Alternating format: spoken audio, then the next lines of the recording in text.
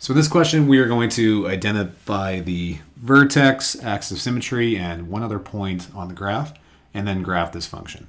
So first off, the vertex of the parabola that is written in vertex form, right? Vertex form being y is equal to a x minus h squared plus k. So our vertex relates to the h and the k value, and as the actual point, it's going to be the opposite, right? It's going to be the opposite of what's in the equation there. So that's going to be positive 1, comma, and then the negative 5 is how it actually looks for our y value.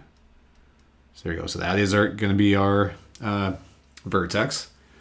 The axis of symmetry. So, you know what? Let's actually just plot this quick.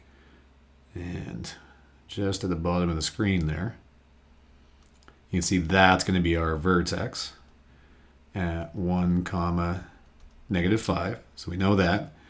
Now, the axis of symmetry is the line that splits this thing in half. So I know that this line is going to be this line, right? And a vertical line is not going to be y is equal to now. Now it's going to be x is equal to. And it's going to be x is equal to that x value right there, right? Because that is 1. It's 1 everywhere. So it's just x is equal to 1. All right. Now, in order to actually graph this with our tool, we need 2 points. You can see like on our picture here that we need like the vertex and we need some other point. So we know the vertex, right? The vertex was at 1, negative 5. I'll write that here maybe. 1, negative 5. So we have that down. We just need one other point, right? So you can kind of play around with it, like 1, negative 5. Where's the next one going to be? And you kind of see like maybe it's there, maybe it's there, maybe it's one of those guys, right? So why don't we do this? Why don't we say, okay, when x is 2, you see like I'm going up and down, like when x is 2, I want to see what the y value comes out as. Okay, so let's do that. So I'll write my equation again.